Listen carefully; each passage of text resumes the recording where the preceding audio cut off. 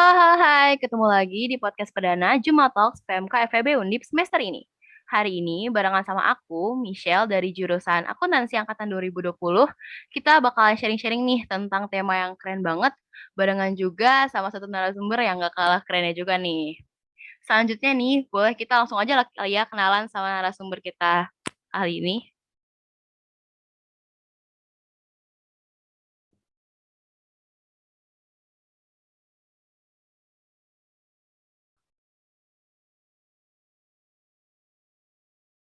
Halo, Kak Noel, boleh perkenalan? Oh, halo. Thank you Michelle. Hai teman-teman semua juga. Nama aku Noel Silalahi, aku dari Jogja. Sekarang pelayanan di JPI Medical Service Jogja, tapi aku juga sekarang researcher di Visipol Universitas Gadjah Mada dan juga ada beberapa kerjaan di industri kreatif juga. Apalagi ya perkenalannya. Rasa itu aja sih, udah cukup. Salam kenal semuanya. Kenal juga Kak. Wah, ini kayaknya Kak Noel produktif banget ya orangnya. Aku kemarin sempet stalk di Instagram juga, aduh. Banyak banget yang diikutin nih. Kayak komunitas-komunitas. Terus juga karya-karyanya keren banget. Bikin medium juga. Mantap banget lah Kak Noel ini. Ke kebelakangan ini, selain yang tadi mungkin ada kesibukan lain nggak Kak yang lagi dijalanin? Hmm, Kerja sih ya, karena udah quarter life, jadi harus mencari cuan supaya bisa tetap hidup. Betul, betul. Betul sekali. Oke deh. Tadi karena kita udah kenalan nih Oke. sama Kak Noel, sekarang pasti teman-teman pada penasaran kan, kita hari ini mau bahas apa nih di podcast. Nah, buat judul podcast kita hari ini tuh As You Love Yourself, atau kalau dalam bahasa Indonesia itu seperti kamu mencintai dirimu sendiri. Ayo, mungkin di sini teman-teman nih ada yang belakangan ini lagi lupa nih buat nunjukin self love sama diri sendiri gara-gara sibuk kuliah atau mungkin sibuk lagi magang gitu kan. Jadi pada lupa nih buat mencintai diri sendiri. Kayaknya termasuk aku juga sih. Jadi mungkin teman-teman nih yang merasa relate sama tema hari ini boleh banget didengerin dari awal sampai akhir podcastnya dan jangan di skip ya. Oke, kita langsung masuk aja nih buat ke sesi sharing barengan sama Kak Noel. Sebelumnya aku mau nanya dong pendapat Kak Noel nih tentang kata peduli terhadap diri sendiri. Terus sama kayak ada penjelasannya nggak sih Kak di firman Tuhan tuh kayak apa?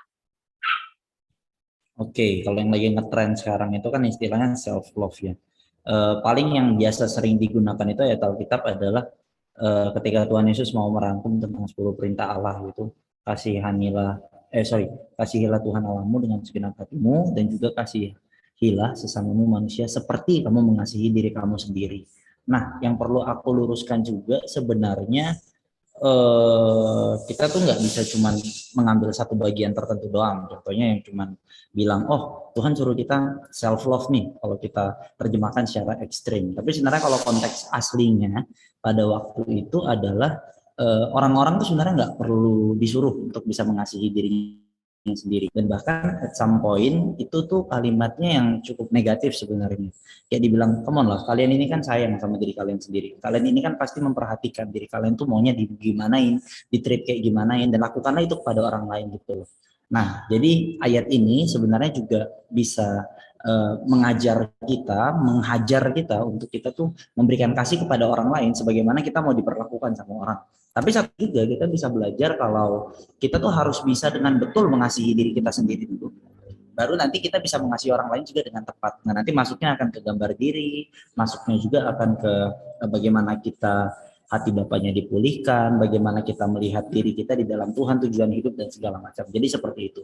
Nah, tapi saya juga percaya apa ya eh, anak-anak muda yang sekarang kan memang ada banyak banget permasalahannya di mental health kayak gitu. Ada hal-hal dari self love yang bisa kita pelajari. Contohnya kayak kita harus lebih mindful sama emosi kita, sama diri kita sendiri, bagaimana kita memperhatikan kehidupan kita, bagaimana juga kita memperhatikan apa saja aktivitas kita supaya kita tidak burn out dan segala macam. Tapi sekali lagi ingat ya, jangan sampai kita masuk ke dalam ekstrim di mana kita menjadi self-centered. di mana kita memusatkan diri kita sebagai semuanya kayak gitu. Ada amanat agung yang harus dijalankan, ada pikul salib, ada penyangkalan diri yang tetap harus dilakukan juga. Jadi self love itu tetap harus sehat dalam porsinya. Seperti itu sih kalau menurutku. Wah, ya sih, bener banget sih. Tapi Kak, ini ngomong-ngomong tadi self love sampai Hmm. jadi self center ya. Menurut Kakak tuh kalau Hmm. bedanya itu gimana sih? Kan kadang-kadang kita tuh merasa gak pengen apa ya, mengasihi diri sendiri gara-gara takutnya tuh kita jadi self center gitu. Jadinya egois, jadinya mementingkan diri sendiri gitu. Malah jadinya nggak peduli sama mungkin keadaan di sekitar kita gitu. Menurut Kakak apa sih yang membedakan nih? Kayak tanda-tanda apa yang membedakan dari kedua hal tersebut? Kalau menurutku sih sebenarnya ini agak tipis ya perbincangannya, apalagi sekarang ketika mental health awareness lagi naik juga dan ada banyak kritik juga terhadap gereja dan lembaga keagamaan di mana mereka tuh tidak terlalu aware dan juga tidak terlalu apa ya, tidak terlalu friendly tentang isu-isu mental health kayak gitu. Nah, menurutku kayak gini, ketika kita sudah tidak lagi usat sama kehendak Tuhan, sama hubungan kita dengan Tuhan, dan kembali lagi jadi masuk ke dalam diri kita. Jadi kita tuh membebankan diri kita ini harusnya sebagai pusatnya kayak gitu.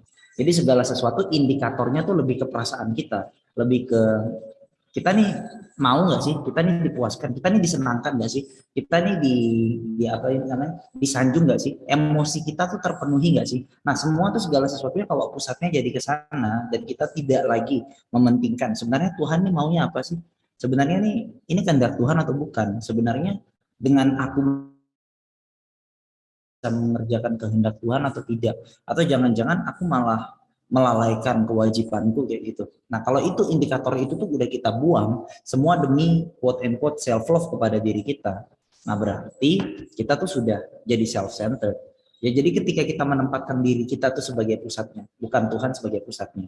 Tapi ketika kita tempatkan Tuhan sebagai pusatnya, kita tuh secara otomatis akan bisa mengasihi diri kita dengan sehat. Tuhan tuh akan kasih hikmat juga kok, supaya kita nggak burn out, supaya kita nggak ini. Justru pemulihan diri kita, menurut saya yang paling butuh itu ketika kita bisa menemukan kepenuhan itu di dalam Tuhan. Ketika kita bisa menemukan, oh aku tahu Tuhan, kapan aku harus istirahat, aku larinya ke Tuhan. Aku larinya tuh ke Tuhan, aku tuh bersandar kepada Tuhan, aku menemukan kedamaian di sana. Bukan kepada pemuasan emosiku, bukan kepada apa namanya, aku nggak burn out dan apa segala macam. Iya itu semua penting. Tapi didapatkannya bukan dari diri sendiri, tapi didapatkannya dari ketika kita dekat sama Tuhan. Kalau menurut aku dan dari pengamatan dan pengalamanku seperti itu ya. Pasti akan ada banyak pendapat juga tentang hal ini. Tapi that's okay, it's my opinion. Itu.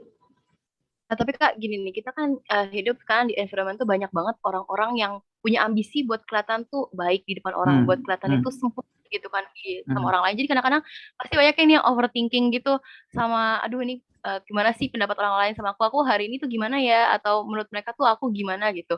Sampai hmm, kadang-kadang itu bikin kita mengorbanin hal-hal perasaan kita yang bikin kita bahagia atau mungkin hal yang gak kita suka gitu. Nah, menurut Kakak tuh hal hmm. tuh kayak gimana sih gitu?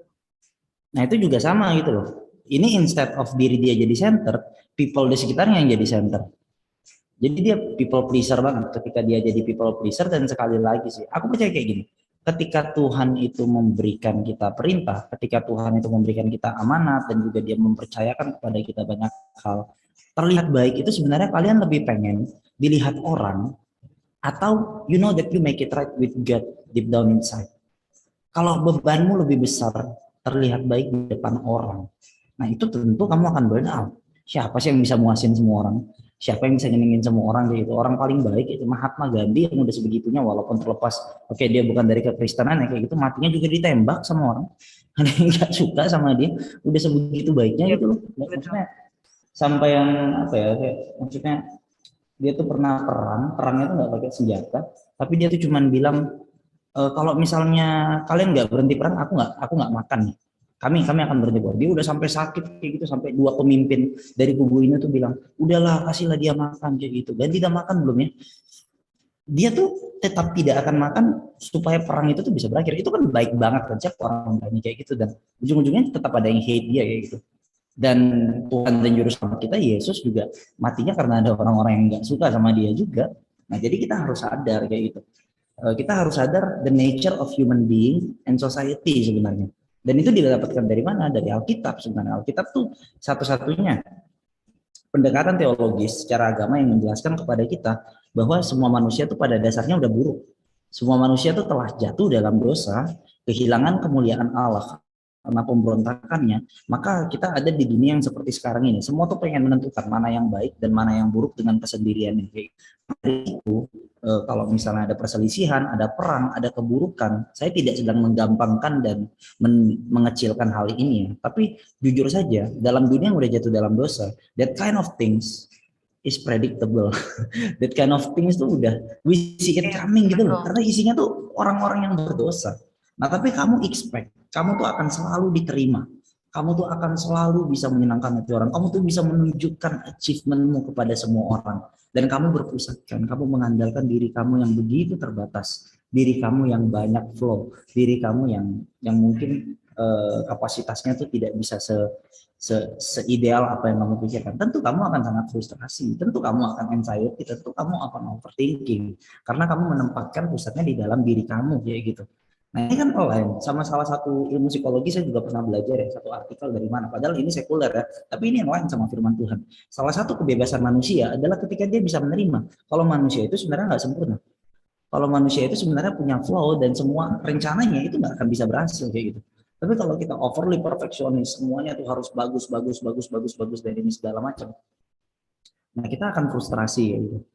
Tapi bukan berarti kita nggak sungguh-sungguh ya. Jadi ya udahlah, ini kan manusia ya. Jadi kuliahku kalau misalnya jelek nggak apa-apa. Kalau ini kalau misalnya jelek itu nggak apa-apa. Enggak, tapi ada mindset kita tuh tetap berusaha sungguh-sungguh. Tapi kita juga tahu nature kita. Makanya kita bersandar kepada Tuhan. Yang kita senangkan itu Tuhan. Kalau ada orang yang memuji kita, harusnya kita sadar, aku ini orang berdosa yang diselamatkan sama Tuhan. Harusnya yang gets the credit itu tuh Tuhan kayak gitu. Nah maka dari itu hal itu tuh harus lebih wise lah. Kita juga bisa belajar banyak kok sebenarnya dari tokoh-tokoh firman Tuhan gitu. Kalau teman-teman baca ya, mental health issue tuh udah ada dari zaman perjanjian lama gitu. Elia yang dia habis berhadapan sama beberapa nabi-nabi palsu, dia sangat powerful gitu. Seketika itu juga dia habis itu langsung ngomong kayak gini, aku rasanya pengen mati gitu. Aku rasanya pengen mati, dan dia udah jauh banget lah, udah di padang gurun, nggak makan dan ini segala macam.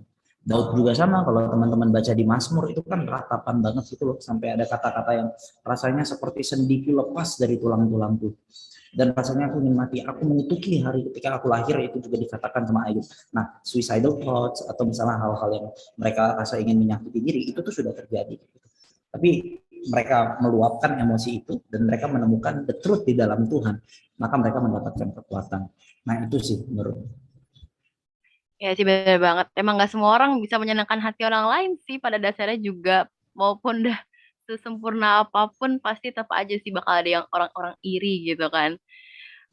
Terus gimana nih kalau kayak tadi kan kita balik lagi sih ke apa sampai apa self harm atau self apa mental illness yang terjadi di kalangan anak muda nih lagi marak-maraknya, karena mungkin mereka susah nih Kak buat apa ya mencoba untuk mencintai mengasihi diri sendiri gitu.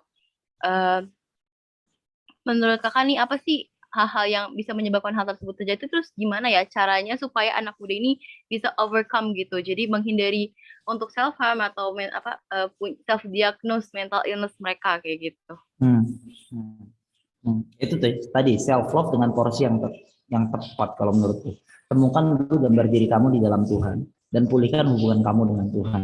Dan aku merasa, ya aku mengatakan ini ya sebagai sebagai seorang anak muda juga yang aku juga akan ke konselor sejujurnya, kayak maksudnya going to therapy, going to counseling service is not a sin, itu bukan satu hal yang buruk kayak gitu, kalian boleh pergi, tapi dalam satu sisi juga kalau bisa didampingi sama ada mentor rohani kayak gitu. Kalau kalian di gereja, carilah kakak rohani yang cukup open dengan isu seperti ini, yang bisa menuntun kalian.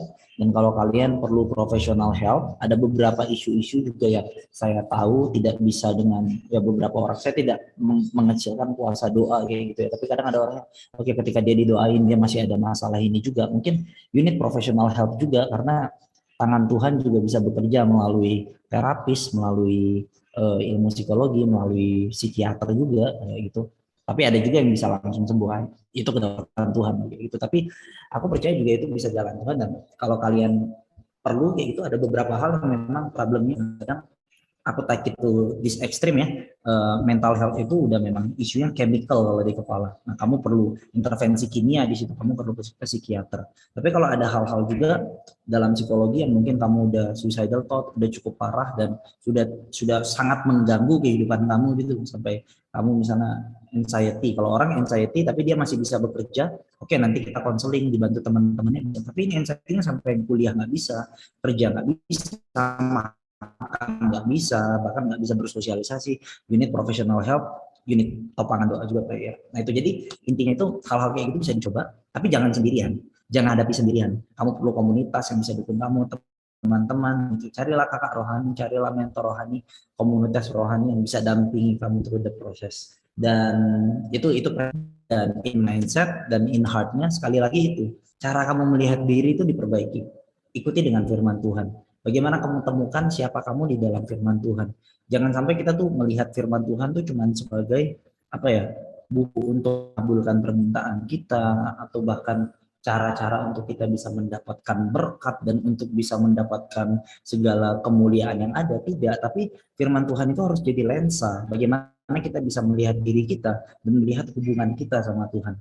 Nah, maka dari itu galilah itu teman-teman. Galilah hal itu, temukan pemulihan hubungan di dalam Tuhan, dan mulai dari gambar diri kita. Kalau misalnya satu lembaga konseling Kristen yang saya sarankan itu namanya LK3 ya, Lembaga Konseling Keluarga Kreatif.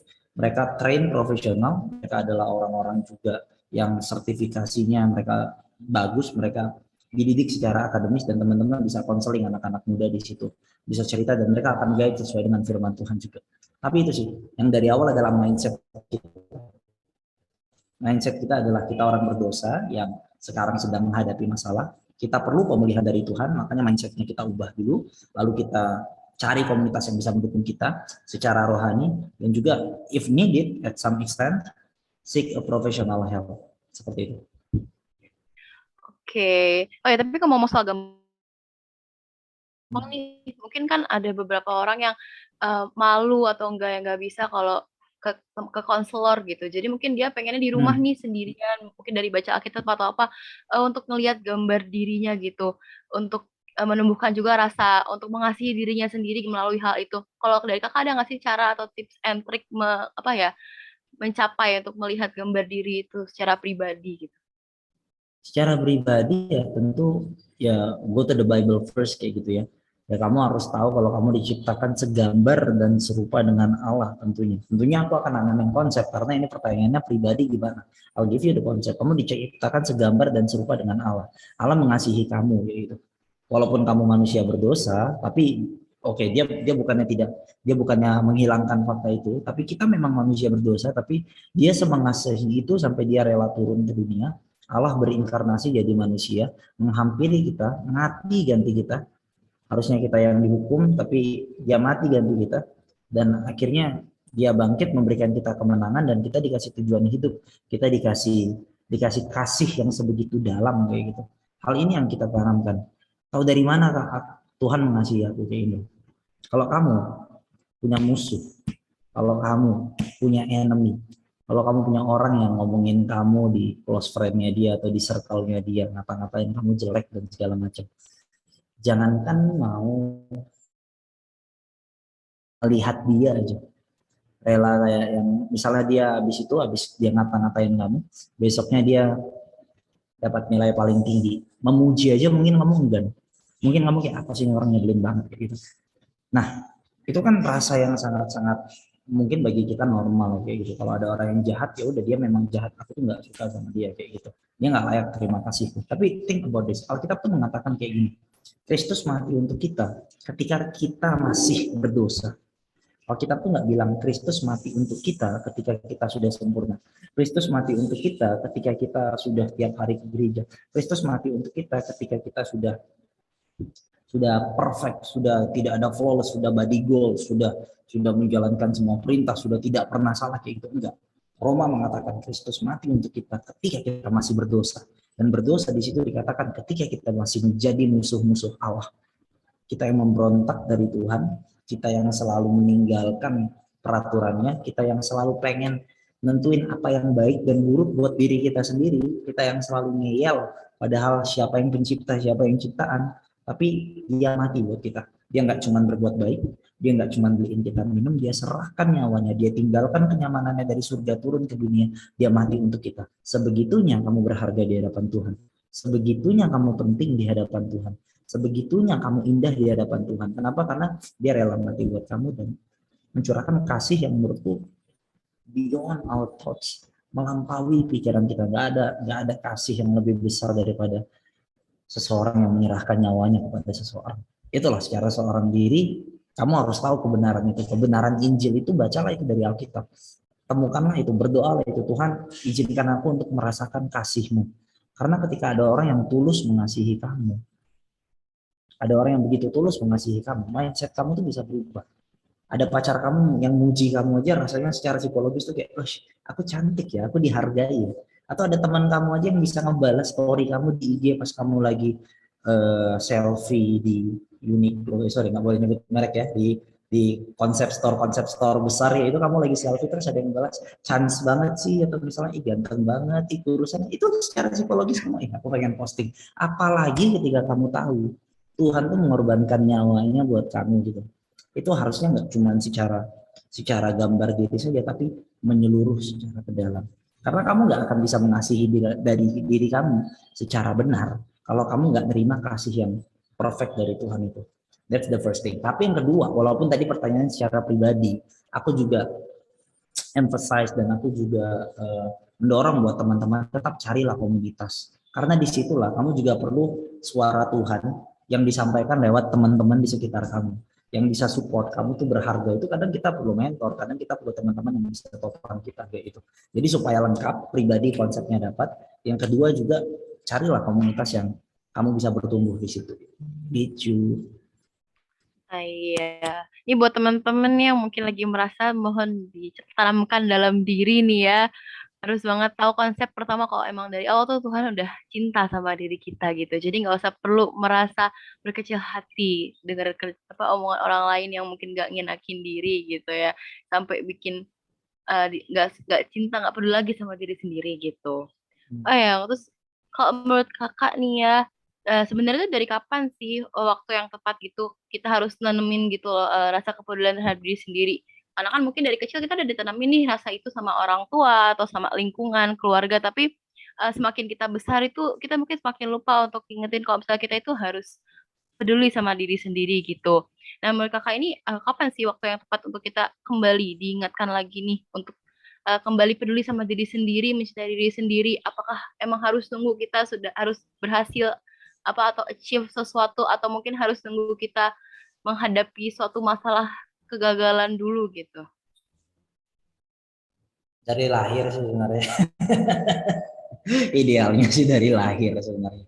Tapi ya, to be honest juga, most of the problem secara psikologis itu kan teori inner child itu sangat-sangat signifikan ya. Memang kita dibentuk dari bagaimana, I don't know, 13 tahun pertama atau 10 tahun pertama dari kita lahir ya, bagaimana kita memperhatikan orang tua kita, bagaimana kita juga melihat saudara-saudara kita ditreat nggak, kasih kita cukup nggak.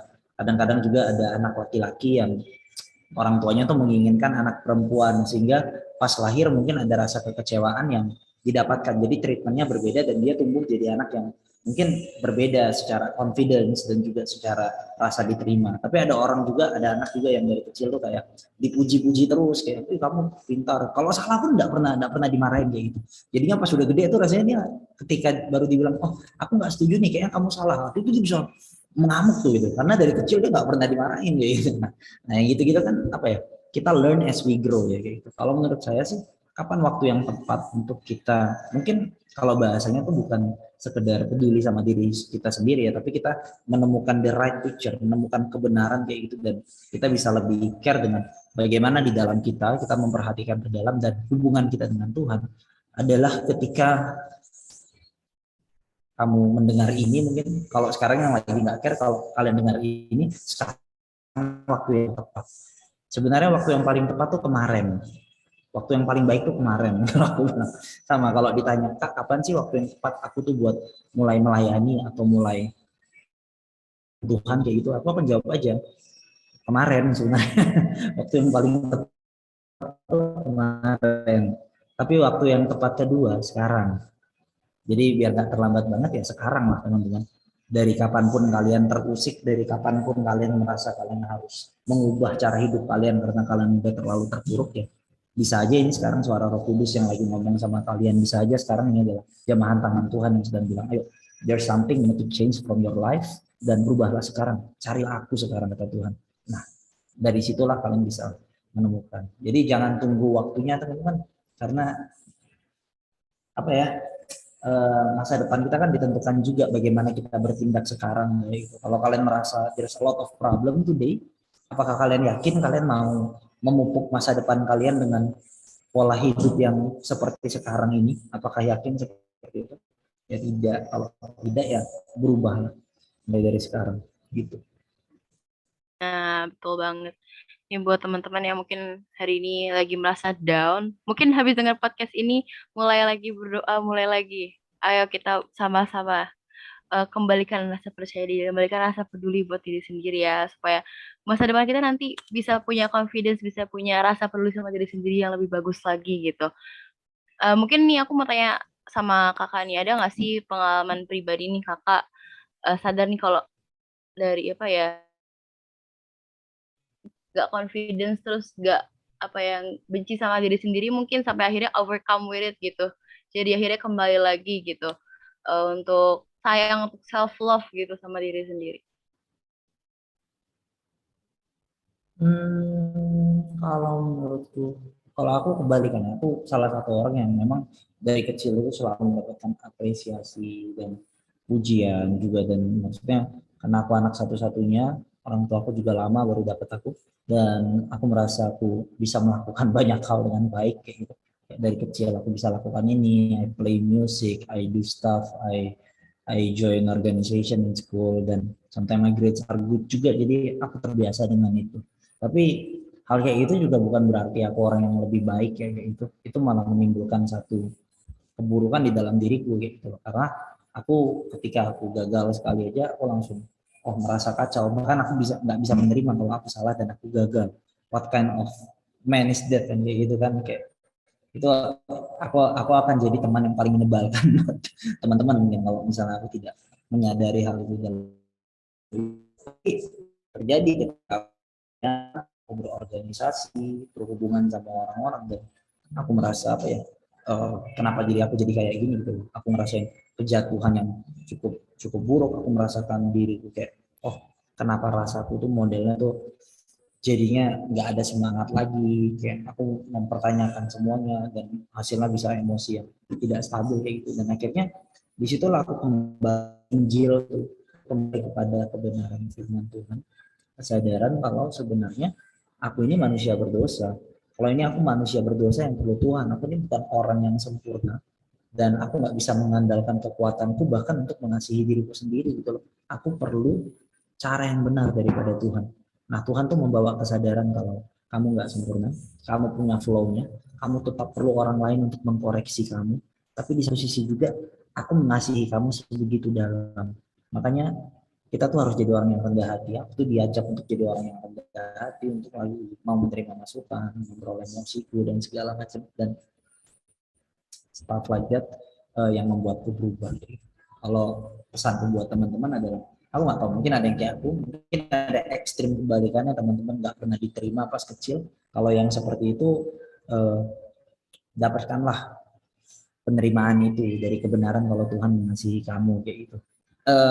Ini ya maksudnya kadang-kadang kayak kita lihat, apakah orang-orang yang sempurna saja, orang-orang yang selalu dipuji, yang selalu achievement itu saja yang dikasih Tuhan bisa ngalamin kasih Tuhan, atau sebaliknya ya mungkin, apakah Injil dan firman Tuhan itu cuma buat orang-orang gagal yang mereka perlu pengharapan? Enggak, dua-duanya itu perlu. Kalau teman-teman baca di dalam Yohanes ya, ada dua perjumpaan Yesus di Yohanes 3 dan Yohanes 4. Itu tuh bersamaan teman-teman. Itu bersamaan, waktunya nggak jauh. Dan Yesus tuh mengatakan satu kebenaran yang sama tentang dirinya dan tentang kebenaran kerajaan Allah. Itu kepada dua orang yang sangat berbeda. Yang satu namanya Nikodemus.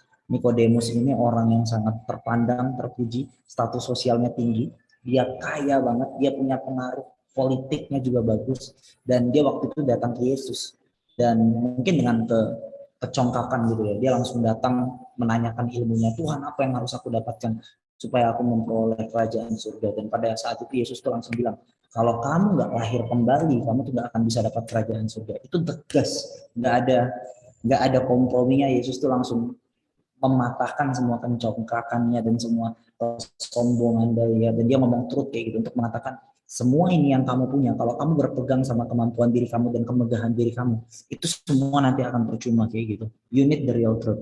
Tapi kita lihat besoknya gitu. Besoknya Yesus ketemu sama seorang perempuan Samaria di sumur yang dia itu mungkin gambar dirinya udah rusak banget ya, kalau teman-teman tahu sampai dikonfront Yesus kan. Sekarang kau lagi sama laki-laki, suamimu nih sekarang ada 5 dan yang ada sama kamu 5 atau 4 ya, aku lupa. Suamimu tuh ada banyak, kamu mungkin gagal terus dalam hubunganmu, terus yang ada sama kamu sekarang itu bukan suamimu. Itu tuh mengatakan betapa rusaknya orang itu. Tapi apa yang Yesus lakukan? Dia menghampiri, dia nanyain, gimana duduk yuk bareng aku, kamu mau nggak minum air kehidupan daripada aku? Di situ kamu akan menemukan kebenaran gitu. Jadi kebenaran ini tuh itu bisa merangkul orang yang sudah begitu rusak, tapi juga bisa mematahkan orang yang sombong, yang rusaknya dengan cara yang berbeda, orang yang bangga dengan achievementnya dia, dan dia akan kembali kepada nature-nya manusia gitu, kembali pada nature-nya manusia yang membutuhkan Tuhan sebenarnya. Orang yang berdosa perlu Tuhan dan Tuhan berikan kasihnya, tapi kita yang merasa kita udah terlalu jago, terlalu pintar pun sampai ini pun bisa merusak mental kita tuh juga harus ingat kalau kita itu perlu Tuhan. Maka dari itu teman-teman, apapun titik kalian sekarang, kembalilah kepada Tuhan, kembalilah kepada kebenaran firman Tuhan. Kayak gitu. Wah, keren banget nih pesan dan sharing dari Kak Noel. Thank you banget, Kak. Dari yang aku dapat sendiri tuh, untuk peduli dan mencintai diri sendiri itu, kita harus pertama lihat gambar diri kita ya, seperti apa. Dan selalu ingat nih kalau manusia itu pada dasarnya memang nggak sempurna. Masing-masing itu punya kelebihan dan kekurangannya masing-masing. Kita nggak bisa selalu memenuhi ekspektasi orang lain untuk diri kita gitu kayak apa. And once again, thank you buat Kak Noel. Sukses terus. Semoga di kesempatan yang lain kita bisa lagi nih sharing bareng-bareng di Jumat Talk. Thank you juga buat pendengar Jumat Talk hari ini yang udah dengerin dari awal sampai akhir. Hopefully this podcast can give you something big and touch your heart. Also to remind you to never forget to always love yourself. Sampai ketemu lagi di podcast Jumat Talk episode selanjutnya. God bless.